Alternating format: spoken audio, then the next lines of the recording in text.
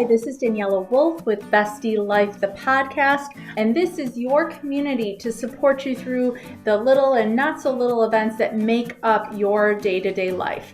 From the I've got this moments to the I just can't moments. We are here to empower all women to find and develop the skills they need to find peace, balance, and the bliss in their busy.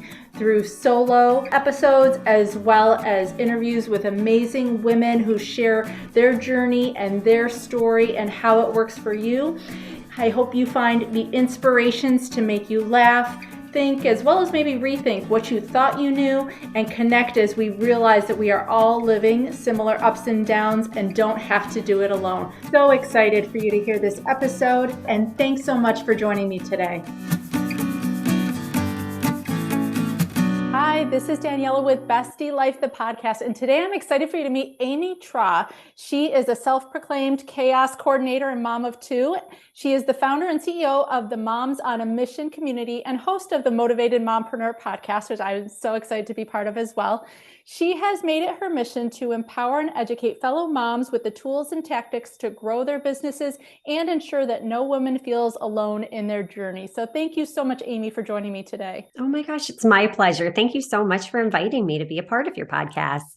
I know that was kind of a broad general overview of all the amazing things that you do between your community, your podcast, you have live speaking events for women and things like that. But how did you get here? What was your journey that brought you to coaching small business owners and other moms? You know, it was crazy because if you would have asked me 5 years ago, I would have said you were absolutely crazy. There is no way on God's green earth that I would have ever been a business owner. My career, I have a healthcare background. So I graduated with my degree as a PTA back in 2006. So I worked for 16 years in the healthcare field before officially retiring and going all in. So back in 2020, like so many of us, is when my entrepreneurial journey began. I took a voluntary furlough because I was suddenly faced with homeschooling two littles. Yeah. My youngest was in preschool. My oldest was in kindergarten. So it was like, oh my gosh, how am I going to juggle this and working? So I started my first business when I started to get nervous, and we made it through the homeschooling part and was like, okay, what now? What if I don't get called back? What's plan B? Well, I had always had it on my heart to start my own home organizing business. And I'm like, okay, I love this. I am really going to help other women gain control of their surroundings to regain time and space for what matters most, because I knew what a difference it made for me. So I started that business and it grew. And I grew it to the point where I was ready to walk away from my career in healthcare, but something felt off. And it was in taking the time to dig deep that I realized, you know what? I'm really liking learning about the back end of business, learning how to build this business, learning how to gain control of all the chaos and mindset and self-limiting beliefs and all of the things. And I found myself encouraging and empowering other women to do the same. It was through my own journey of self-discovery that on a whim, I was like, you know what, let's just start a Facebook community for local moms that are running their businesses, because we have the normal businesses around here where you have your chambers, you have different groups, but nothing really understood what moms were going through, what it's like to have a kid that you have to, drop everything because they got sick and you have to take them to the doctor, to really navigate motherhood and owning a business. So we launched this Facebook group back in November of 2020, and it grew fast to the point where it was like, okay, I had to choose. I'm like navigating this successful business organizing. I'm still working part-time at this point in a career in healthcare, and I'm running this community for moms and starting to dive into coaching other moms of, okay, you want to start a business. Where do you even start? Right. And you got your kids at home too, right? Right. Exactly. Yeah, so gosh. It was through that it was, took a lot of reflection and figuring out, what am I being called to do? What is my purpose? Where are my values? And it was in doing that I realized my heart's with helping other women. And looking back, that's what I've been doing my whole career in healthcare, was empowering and educating my patients, working in the therapy field, I'm not fixing you. I'm giving you the tools to be able to help yourself, to be able to thrive, to be able to make those changes for yourself. I'm teaching you what to do. I'm handing you that toolbox.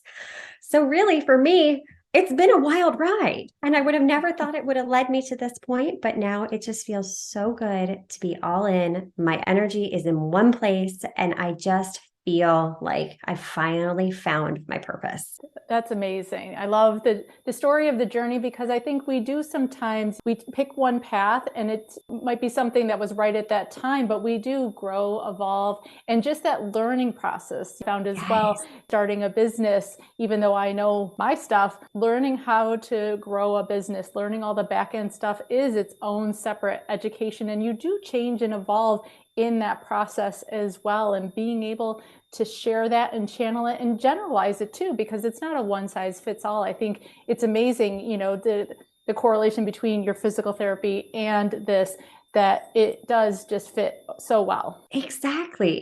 And everyone has that power within them. It's just a matter of diving in and figuring it out. So I'm here to help others collapse that time and learn and take those shortcuts that took me a long time to figure out, because let's face it, we don't have unlimited time in our day. And, learning some of these tools and tactics, it can be overwhelming for a lot of people. Absolutely. I think one of them that I saw that you did a post about was the 4 W's.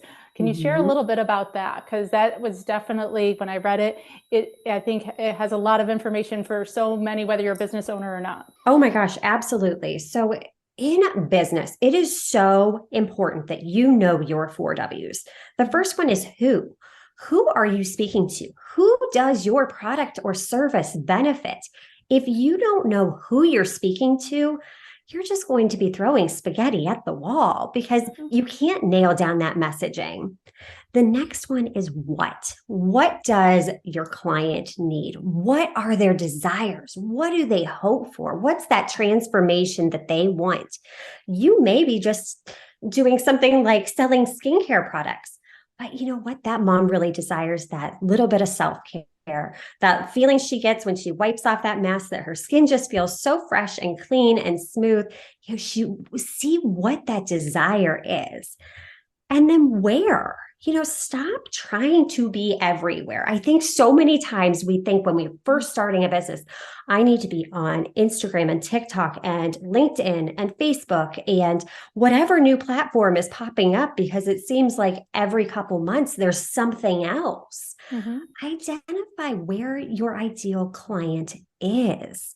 And lastly, why? Why are you the solution? Why are you the answer to their problems? Why is what you're doing going to help them? So you start to just break it down and ask yourself these 4 W's. And that really pulls in so much clarity around everything you do, where you should be focusing your effort, and what you should be conveying through your messaging. I love the simplicity of it. It takes what can feel overwhelming when you're starting to approach your day, your business, all of those kind of things, and really simplify it down into 4 super easy things to put your energy into, which is great. And I tend to be an overcomplicator. I am a self-admitted overcomplicator. And I think it's important sometimes to just take that step back and realize a lot of these things don't have to be as complicated as we're making them out to be. And I think just in our own personal lives, we do that a lot of times as well, whether it's figuring out our day, the kids' schedules, the laundry, meal planning, all those kind of things. I think we can tend to overcomplicate all of it. And I think if we, again, even though those are business strategies, can apply, like figure out who you're cooking for. My mom tried to make us liver once when I was little, and my dad was the only one that liked it. And I didn't think she took into account, like, who was her audience that night, because it was not a great dinner night, all those other little things. Like I said, if we think about who, when, where, and what's our goal for the day? Is it to be super productive? Is it to have everybody laughing and happy? There's different ways to approach all of this that I think if we simplify things in the start of our day and how we look at our day, can help make all of it seem less overwhelming. Right, exactly. And by sometimes just changing that perspective and taking that step back, you can really start to simplify all these things that we do overcomplicate. Even something as simple as, say you absolutely hate packing your lunches, which I've been there. So I taught my kids how to pack their own lunches. And yes, some days it's a mess, some days it's a battle, but you know what? It creates more simplicity down the road because it's freeing up time for me to be able to put into other things. Absolutely. And to share a little bit, when you were starting out, you were running a business, two potential businesses, part-time, kids. How did you take care of yourself during all that? Because I think as business owners, as moms, as women, that's the part that gets neglected, that gets put to the bottom of the list or pushed aside completely. And I think we need to share and highlight that even when it's not always easy, these are some of the things that we do. Right. Honestly, that was something I really struggled with initially because we're brought up in this hustle culture that you have to work constantly. And yeah, we hear about self-care, but it's like there's not enough hours in the day for self-care. So just really being intentional about boundaries, just really setting those boundaries and asking for help too. Because for me, the three hardest words to say are, I need help. But by having those boundaries in place, I realized, okay, this is where I can really focus my energy to stop hustling 24/7, but let's laser focus all of that energy into this block of time. And it was really being strategic and intentional about that. And, analyzing things from that standpoint, like, does this fit within my boundaries? Does this feel good? Is this a wholehearted yes? Or am I doing this because I feel guilty? Sometimes, again, we just need to take that step back and analyze what we're actually committing to, what we're saying yes to, and why we're saying yes to it. Yeah. And I think just getting comfortable too, having those vulnerable, honest communications with people, whether it's setting the boundary or asking for help. I think when we hold back on that communication, that's where that chaos and confusion comes from, because what you would like or your expectations aren't aligned with everybody else's. And it's that communication part that can be so critical in all of those areas. Yes, I'm so glad you mentioned that because I am not a mind reader. I don't want to be a mind reader, but we have to remind ourselves of that at certain times. We're thinking like, okay, everybody's just taking me for granted and this, that, and the other. But did you ever actually ask them for help? Did you actually tell them, hey, I can't commit to this right now? Are you communicating with others? So that is an excellent point you made. Yeah. And I just did a post about that dad that just went viral because he told his family group chat, I'm like, he can't do this anymore. He's like, I can't like or heart one more thing and I'm out.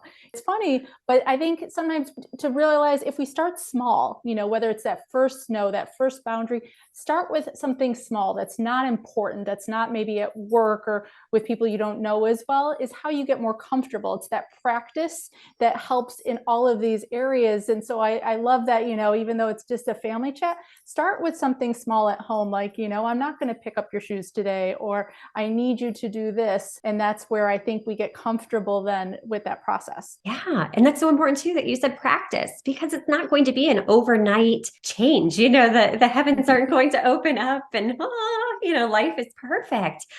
It takes a lot of practice and just being consistent and doing it again and again and again and giving yourself that grace that, okay, you know what? I see that I didn't communicate clearly. I see that I overstepped those boundaries that I set for myself, but you practice and that's what builds that strength. Absolutely. And it makes it, I think, just an easier conversation to have. The way once you normalize it as normal for you, it becomes normal for everybody else. Exactly. And you build that momentum and you create those positive changes. Yeah. And I think even just with then, businesses getting comfortable doing new things, whether it's being on camera and all those kind of things, it's that practice part of whatever routine we're setting up, whether it's business, in our home, our self-care, all of those things. We have to remember just that importance of the consistency, even if the quantity isn't what we initially think we want. Oh my gosh, absolutely. Absolutely, that's true. What are some things that help you regularly stay recharged and re-energized?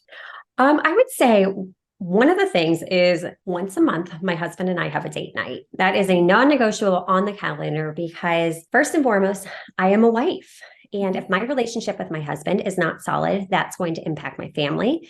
And then my family then can impact my business and everything else. So that is one of my non-negotiables, is carving out that time and putting myself on the calendar, which is something we neglect to do. And, we often forget that life is meant to be lived. So just getting out and enjoying nature, even the past 2 years, we've been really more intentional about getting outside, even when it's cold out. We go into this winter hibernation in Ohio and it's so gray and dreary, but it's just invigorating being outside and just getting some fresh air when we've been in the, cold and, you're all bundled up and you're just tired all the time. But being in nature just really, it's reinvigorating. And It's good for the kids too. Get some energy out. So yeah. And you're modeling for them that it's important to take this time for myself. It's important to be outside. And I think the more we can show that by not only what we say, but what we do and what we practice is how we teach everybody else around us how important that is. Not only because, if mom's not happy, nobody's happy, but ultimately everybody benefits from it. Exactly.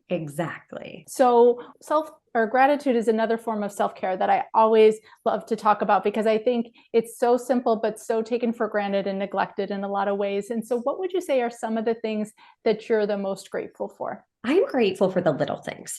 Every single night before we go to bed, that's something we do with our kids. Name 3 things that you're grateful for. And for me, it's all of those little things that we take for granted. It's being able to run a business on my own terms. It's having the courage to step out and show my girls that it's possible, that you can demand better for yourself and step through those scary times and thrive. And just for, my health and my life and just all of the abundance in the world. There is so much abundance when you start to look around. I mean, anywhere from nature to the community of women online. I mean, just everything. There is so much abundance in this world. When you take it all in, it's just so humbling to be a part of it. Yeah. And I think channeling our energy on it is what helps it grow. We pass it on to others then in our interactions. So I love the transactional part of, what you're taking in is also what you're giving back. Yes, definitely. Because it does reciprocate for sure. Yeah. So where can people find you? How can women join the community or listen to your podcast? Where are you? Sure. So the podcast is streaming on Apple Podcasts and Spotify at the Motivated Mompreneur Podcast. And I'm active most on Instagram at The Moms on a Mission. And from there, there's links to our community, our free Facebook group, our membership, all of the things are linked in there. So be sure to check me out at The Moms on a Mission. Awesome. And I will definitely have all the links live in the show notes below. And I think you also have a free small business resource guide for all my listeners as well, which I'm excited to share in the links below as well. Yes, that's on our website. So when you visit themomsonamission.com, it pops right up. Awesome. Well, thank you so much, Amy, for joining me today. It was my pleasure. Thank you so much for the invitation. Thanks so much again for joining me today. I hope you enjoyed this episode. Please let me know any questions or comments that you have. Also, if you can please leave an Apple 5-star review so that this episode can be shared with more women. There's 2 quotes that I love. Alone we may be strong, but together we are stronger, as well as when women support each other, incredible things happen. So let's be stronger and incredible together, as well as maybe just have some fun along the way. Thanks so much and talk to you soon. Bye.